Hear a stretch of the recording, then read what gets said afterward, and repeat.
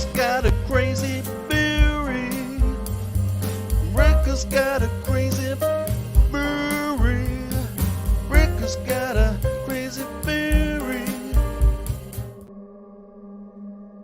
What's going on? So, my first time doing some Left Coast Theories live. So let me know what you think. See if this is a what do you call it? A gem? If this is where I'm meant to be. We'll see. So maybe you saw my thumbnail, but I made 10 attempts at the AI generated artwork, text to art, whatever you want to call it. I'm not a big fan of the AI art, but I wanted to try something different. So yeah, that's what I came up with. Where did I have saved that picture on here? Sure I did, but let me so my first theory, no, that's not what I want to do. I just want to present it.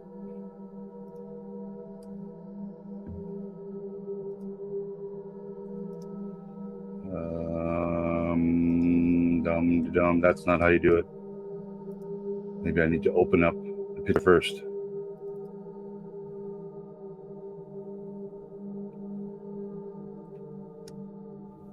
Not this, but this.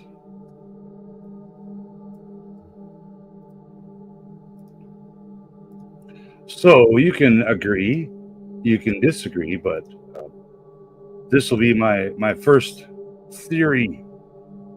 Sabine Wren will channel her dark side powers because it's easier, and I just have a feeling, man, she's going to be the one that turns.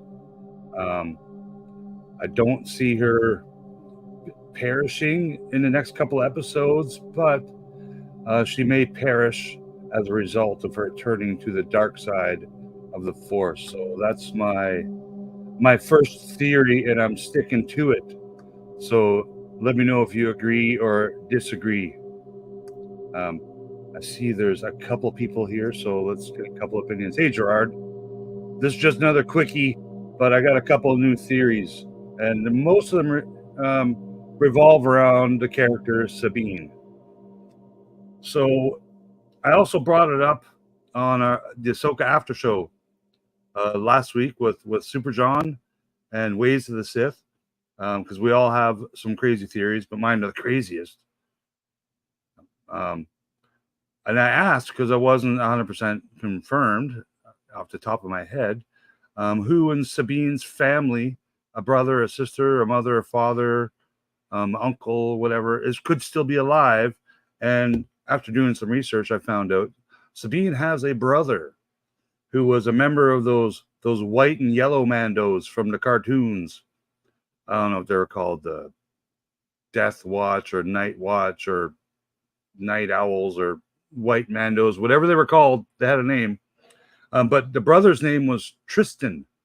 So Tristan Wren was, I believe, a younger brother of Sabine Wren, and he was he did some not good things, if I remember correctly, from the cartoons and stuff. So we have lots of theories about who the new Inquisitor character is. Marok, or Merrick, however it's pronounced in basic language. Whether he could be possibly Ezra is a popular theory, and it's kind of realistic considering he knows how to ride space whales and communicate with them, and maybe he got convinced to ride a space whale back to the main galaxy and cause some havoc with a spinning lightsaber blade. But I don't know, that would be too easy. The other theory is that it's the character Starkiller from the old not so canon video games, voiced by an actor's name I can't remember, but he does a lot of voices and a lot of the animations, including Darth Maul. So that's a possibility too, that we see that. I'm kind of not thinking it's that. I now think it's Sabine's brother, Tristan, who is a Mandalorian himself, but he's obviously pretty skilled at spinning a lightsaber, a double-bladed lightsaber, and some, kind of ninja kind of moves. I don't know. We'll see, man. He could be nobody, but I have a feeling he's somebody. Dave created a lot of these characters. Well, when it comes to the Rebels crew, created all the characters. Him and George created Ahsoka back in the day, but that carried on to Rebels in the later Disney Star Wars and the Ghost crew.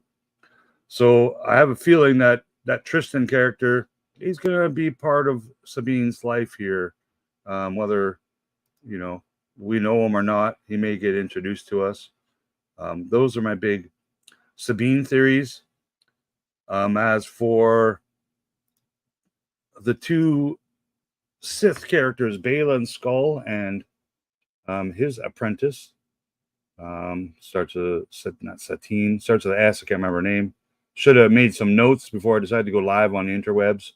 But yes, I have a feeling that because, as it says here in my name here, always two there are, no more and no less. This is the master and apprentice. This is the rules of the Sith.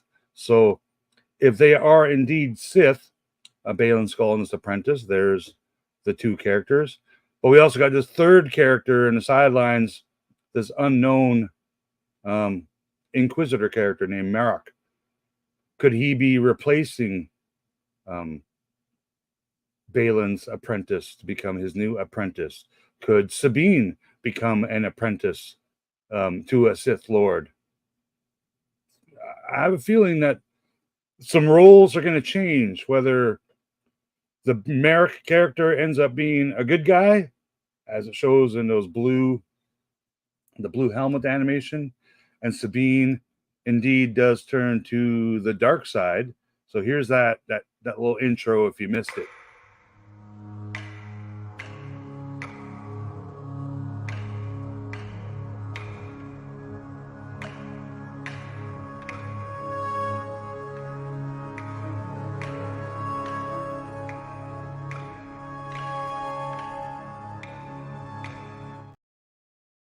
So as you can see, all the bad guys are in red, plus Sabine, and all the good guys are in blue, plus Marok. So that's not an accident, Super John. They did that on purpose. Easter eggs, member berries, whatever you want to call them. It's in there for a reason, and I think it's because Sabine's going to have to go to the dark side to use the Force in order to defeat her foe, which is the chick who stabbed her in the belly. So that's going to happen. Hey, Duffman. Oh, you got to rewind all 5 minutes. Again, this won't be a long one. Just from what I remember, because I didn't take any notes. But yeah, throw me your theories. I personally think Thrawn will be a near end season experience.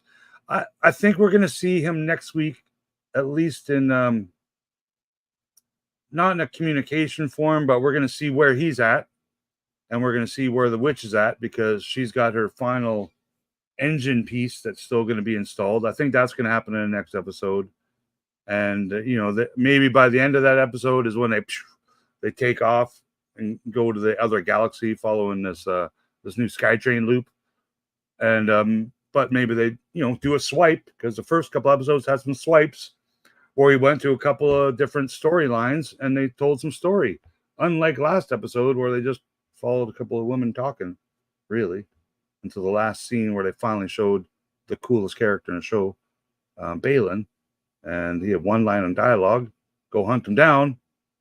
So that's what they're doing. That's how the show will start. Total accident, as Super John thinks. It's just a coincidence. And they got to introduce the damn Mando in one of these episodes, so people can complain and say, "Oh, it's the Mando series again." But it is the same universe. It is the exact same timeline from the last time we saw Ahsoka in the Mandoverse. So I think to make that more clear to the viewing audience, they do need maybe not a direct interaction, but why not?